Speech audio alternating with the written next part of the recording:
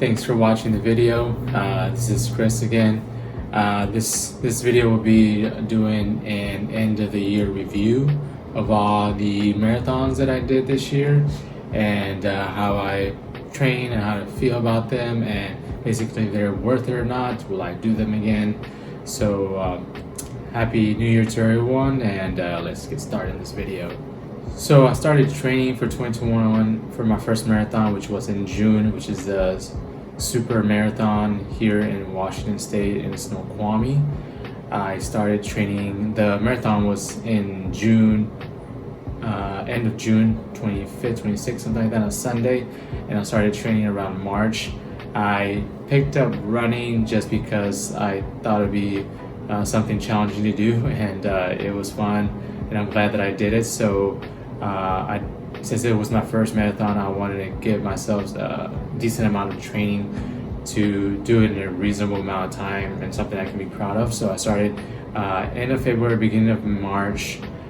So it gave me about three months or so to train.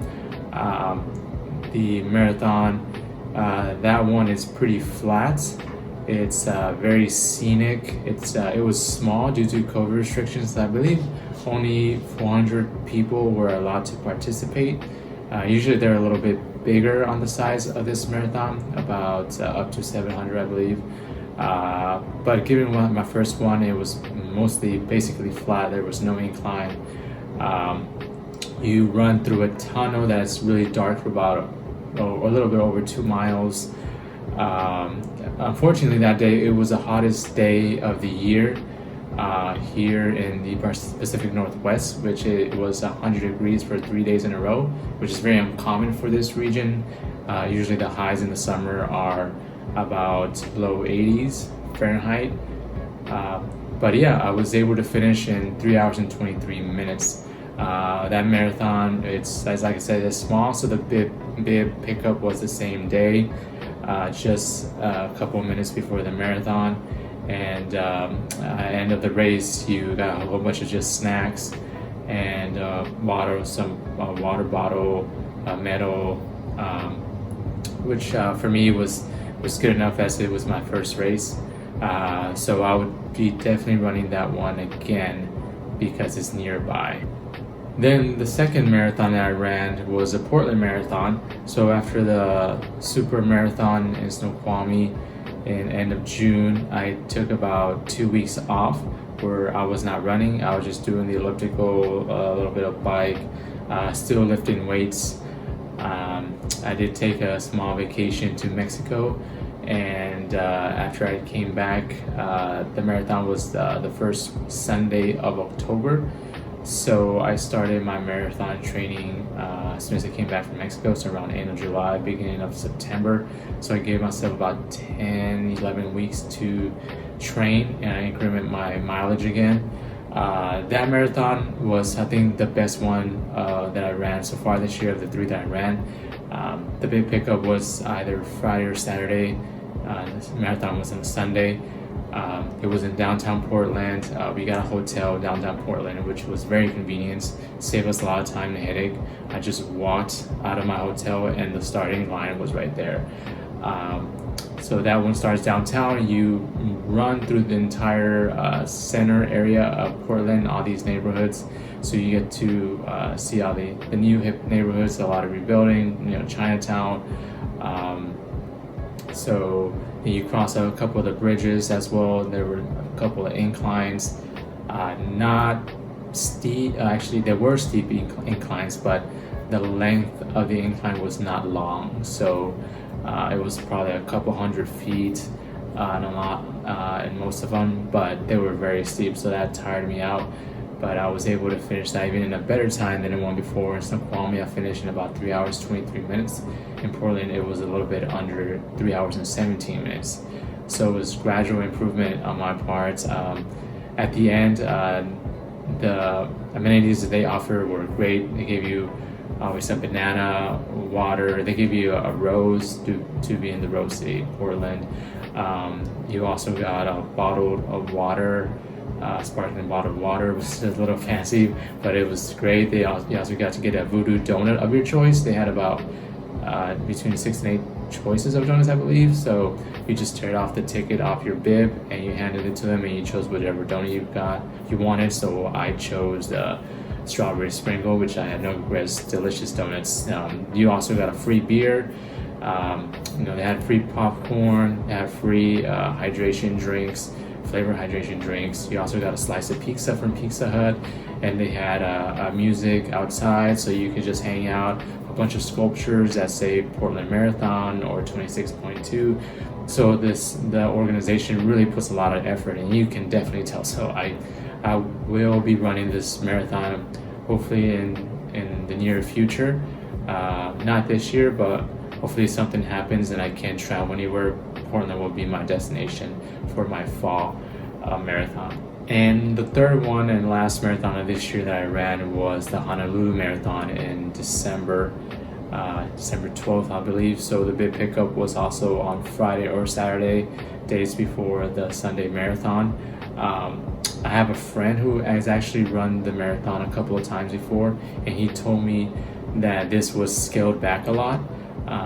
So in a previous video that I did, I mentioned how it was a lot smaller, the expo, the bib pickup. There were no amenities, no bags for you to put your stuff in as a drop off. There was only one vendor, but he told me this usually occupies the entire convention center on the first floor, and this time was on the fourth floor, which is a really small space.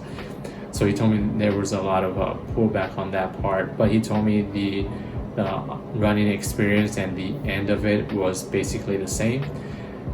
So mostly it was not a very flat. Well, most of the course was flat, but there were two areas that were very consistently steep inclines for about a mile and a half or two. So that tired me out a lot, and a lot of the runners. So you start at Ala Moana and you run towards Chinatown. You turn back, you run through Waikiki, through Diamond Head, Coco Head, and then you return back and you end up at Waikiki. At the end of it, you're greeted with your medal, and also you walk and get some water, and then you're handed your finisher t-shirt, and then there's some more water. You can take some pictures there.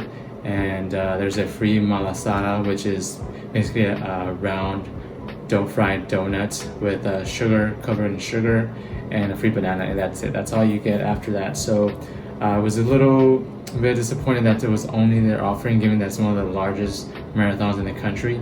But it is what it is. It's still very scenic. It was nice. It was an early morning start. It was at 5 a.m. I believe. Sunrise is around 7 a.m. So in their part, they were trying to avoid too many people running in the heat, which I definitely applaud and I'm gracious for. But I was hoping for more amenities, more things going on. So that was that. I will probably not be running that marathon anytime soon.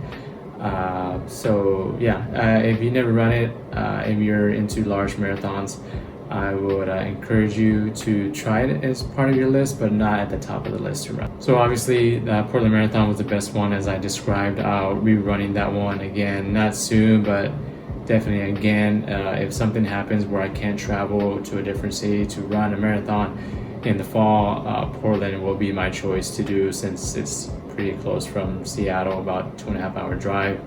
At least one marathon that I liked was obviously the Honolulu, as I mentioned. I will not be running that one anytime soon. From my experience, I think there will be other marathons, even smaller marathons, that provide a little bit more effort, that give you more free things. Also detail about Honolulu is that the photography pictures of you running are not free. They charge you per image. And the Snoqualmie Super Marathon and the Portland Marathon, they provided free professional pictures after you finish. So, that's another thing that's a negative towards it.